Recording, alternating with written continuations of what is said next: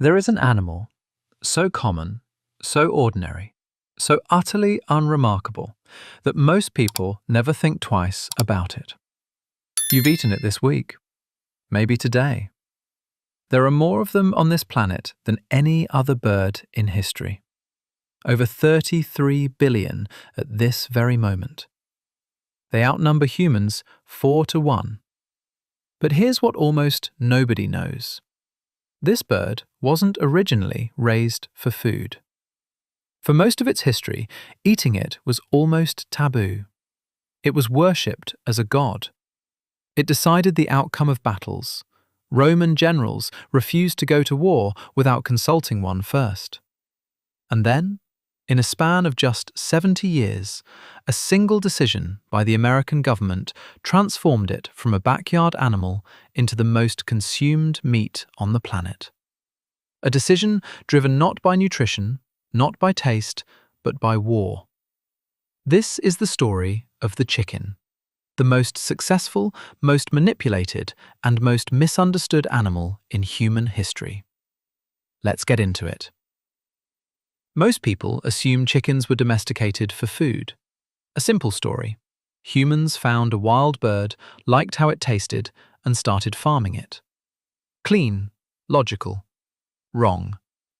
The modern chicken descends from the red jungle fowl, a wild bird still found today in the forests of Southeast Asia, particularly in what is now Thailand, Vietnam, and southern China. Genetic evidence suggests chickens were first domesticated somewhere around 6,000 to 8,000 years ago. But here's the thing. Archaeologists who study the earliest chicken remains find almost no evidence of them being eaten. The bones don't show butchering marks. They're not found in cooking pits. They appear in very specific contexts: ritual sites, burial grounds, and arenas. The leading theory among archaeologists today is that chickens were first domesticated not for eggs or meat, but for cockfighting. The male red jungle fowl is an extraordinarily aggressive animal. It has natural spurs on its legs and will fight to the death with other males. Early human communities across Southeast Asia selectively bred the most aggressive, most impressive birds, not to eat them, but to pit them against each other in combat. Cockfighting wasn't entertainment in the modern sense. In ancient Southeast Asia, it was a sacred ritual, a way of divining the will of the gods, of settling disputes, of connecting with spiritual forces. The outcome of a cockfight could determine who led a village, who someone married, or whether a community went to war. The chicken entered human civilization through violence and religion, not through hunger. And that set the tone for everything that followed. From Southeast Asia, chickens spread westward along trade routes with remarkable speed. And everywhere they went, they arrived first as objects of spiritual power, not food. By around 1400 BC, chickens had reached ancient Egypt, and the Egyptians were fascinated but confused. They called it the bird that gives birth every day, a reference to egg-laying, and considered it extraordinary. Egyptian wall paintings show chickens being presented to pharaohs as exotic gifts from distant lands. In ancient Persia, the rooster became a sacred animal in Zoroastrian religion, a symbol of Ahura Mazda, the god of light. The rooster's crow at dawn was seen as a divine announcement of the sun's victory over darkness. Killing or eating a rooster was considered deeply impious.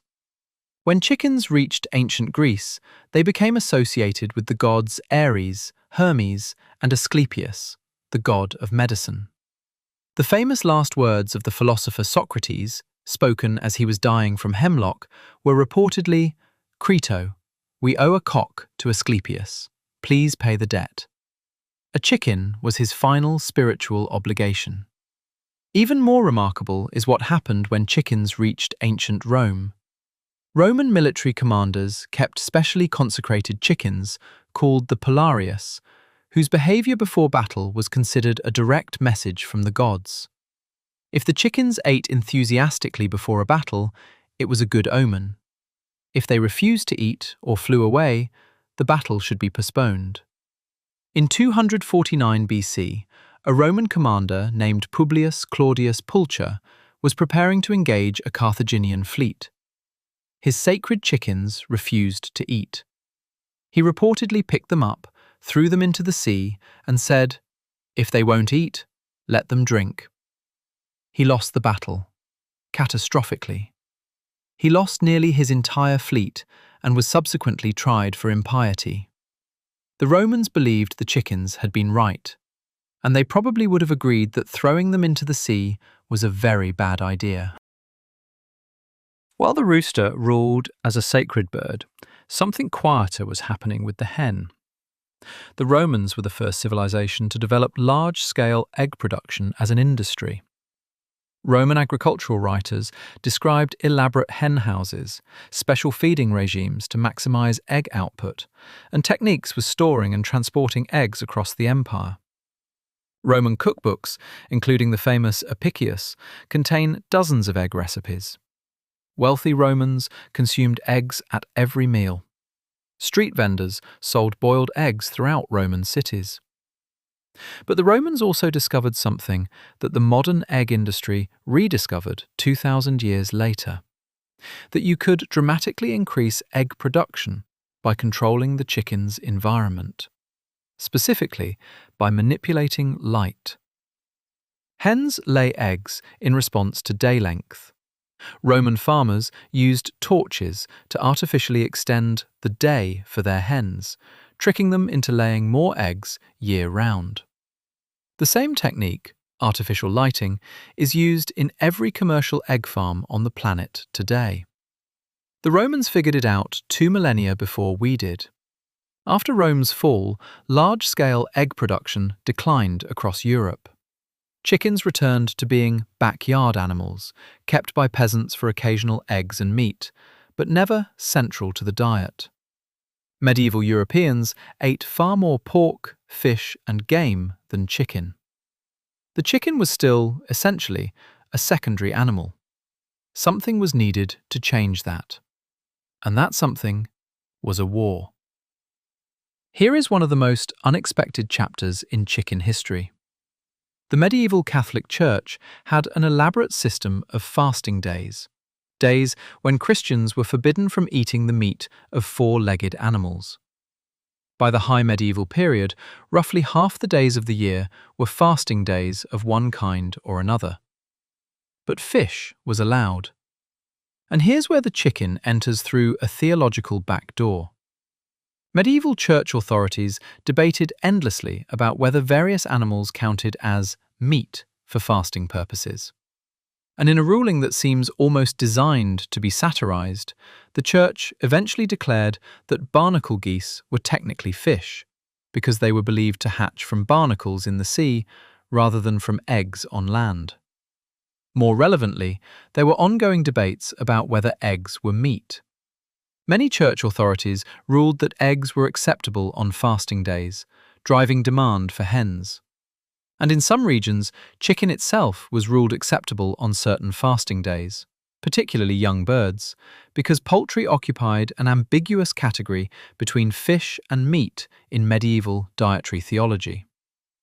None of this was theologically consistent, but the practical effect was that chicken and eggs became go-to foods for devout medieval Europeans trying to navigate a diet with meat restrictions half the year. The Church's complex fasting rules, developed for entirely spiritual reasons, accidentally created one of the first mass markets for poultry in European history. God, apparently, works in mysterious ways. The story of how chickens got to the Americas is one of the most contested debates in modern archaeology, and the answer, if the latest evidence is correct, completely rewrites what we thought we knew about pre-Columbian contact between the Pacific and South America. The traditional story is simple. Columbus and subsequent Spanish explorers brought chickens to the Americas in the late 1400s and early 1500s. End of story. But in 2007, archaeologists excavating a site called El Arenal in Chile found chicken bones that carbon dated to between 1304 and 1424 AD. almost 100 years before Columbus arrived. More striking, genetic analysis showed these Chilean chickens were closely related to chickens from Polynesia, specifically from the islands of Tonga and Samoa, not from Europe. This suggests that Polynesian voyagers, the greatest open ocean navigators in human history, who settled islands across an area larger than all the world's landmass combined, made contact with South America long before Europeans did, and brought chickens with them.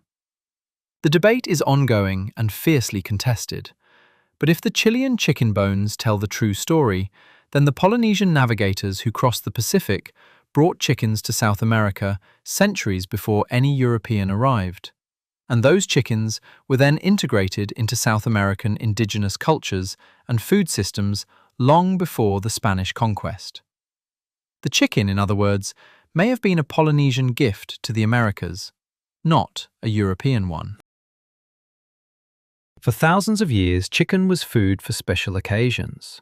It was expensive, labor-intensive to raise, and available only seasonally.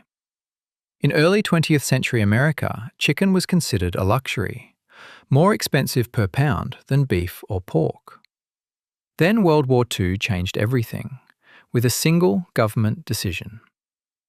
During World War II, the US government rationed beef and pork for the military. Civilian Americans were encouraged to eat less of both.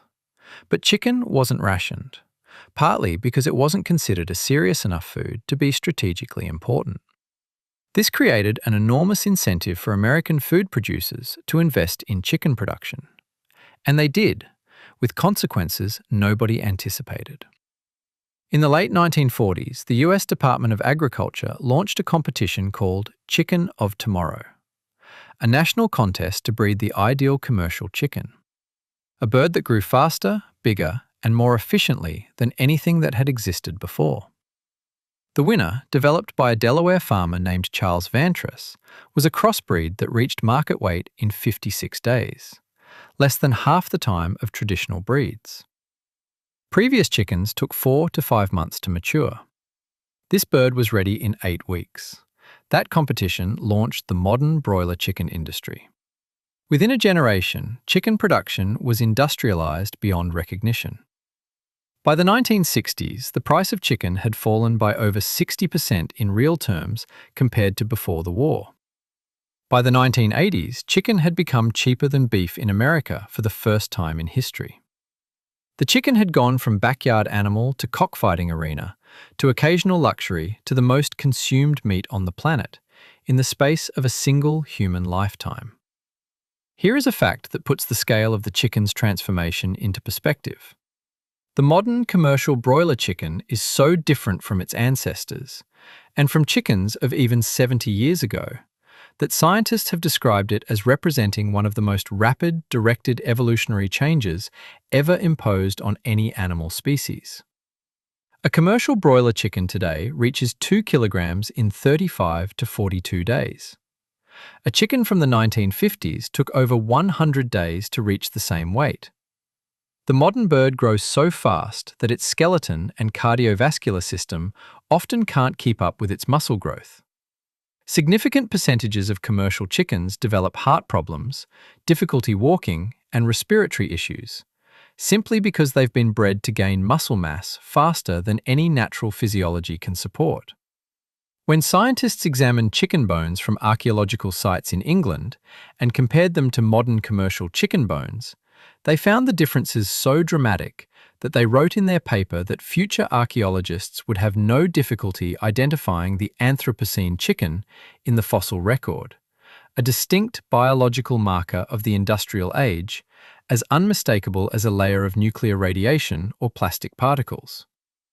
The chicken we eat today is, in a meaningful biological sense, a different animal from the chicken your grandparents ate. It has been so profoundly reshaped by selective breeding and industrial agriculture that it exists, in its commercial form, only because humans maintain it. The modern broiler chicken cannot survive in the wild. It grows too fast, eats too much, and moves too little. It is entirely a product of human industrial design. We created it, and we consume over 70 billion of them every year.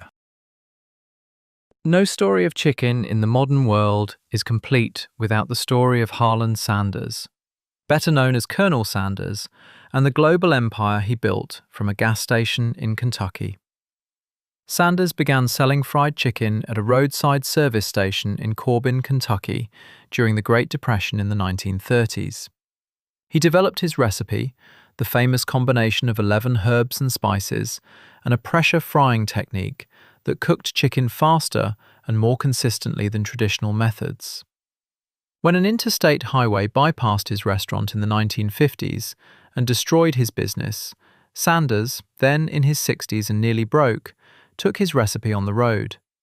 He drove across America, cooking his chicken for restaurant owners and offering them a franchise deal. Use his recipe and technique, pay him a small royalty per piece sold. He was rejected over 1,000 times before getting his first franchise partner.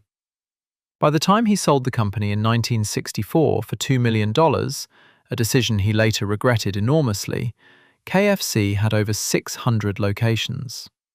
Today, KFC operates in 150 countries with over 27,000 locations.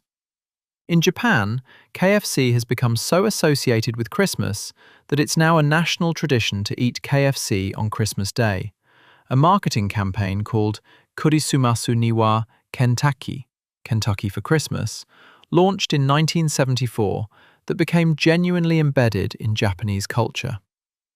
A gas station chicken recipe from Depression-era Kentucky is now a Japanese Christmas tradition. That's globalization in one sentence. Today, the chicken industry faces a reckoning. Commercial chicken farming is one of the most significant contributors to antibiotic resistance worldwide. An estimated 70% of all antibiotics used globally are given to livestock, primarily poultry and pigs, to promote growth and prevent disease in crowded conditions. Public health authorities around the world have identified this as one of the most serious threats to human medicine in the 21st century. The environmental footprint is substantial. Feed production, water use, and waste from billions of chickens contribute significantly to greenhouse gas emissions and water pollution. And then there's the animal welfare dimension, a growing global conversation about whether the conditions of modern industrial chicken farming are ethically acceptable. The response from the food industry is coming from two directions. First, clean meat, or lab-grown chicken cells grown in bioreactors without raising or slaughtering an animal. Several companies have already received regulatory approval in Singapore and the United States. In 2023, Good Meat became the first company to serve lab-grown chicken in a US restaurant.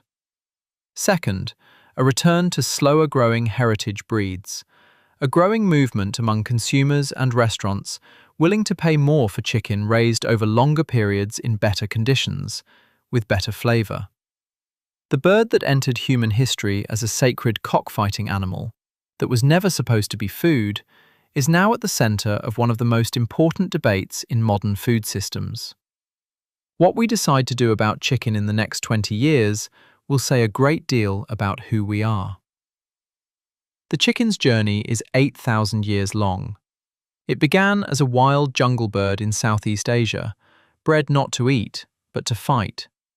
Worshipped in Persia, consulted by Roman generals before battle, carried across the Pacific by Polynesian voyagers, declared acceptable by medieval theologians on fasting days, transformed by a wartime government program into the world's most consumed meat, franchised from a Kentucky gas station to 150 countries, and now, for the first time in its 8,000-year relationship with humans, the chicken might be on the verge of being replaced by a version of itself grown in a laboratory without ever being alive.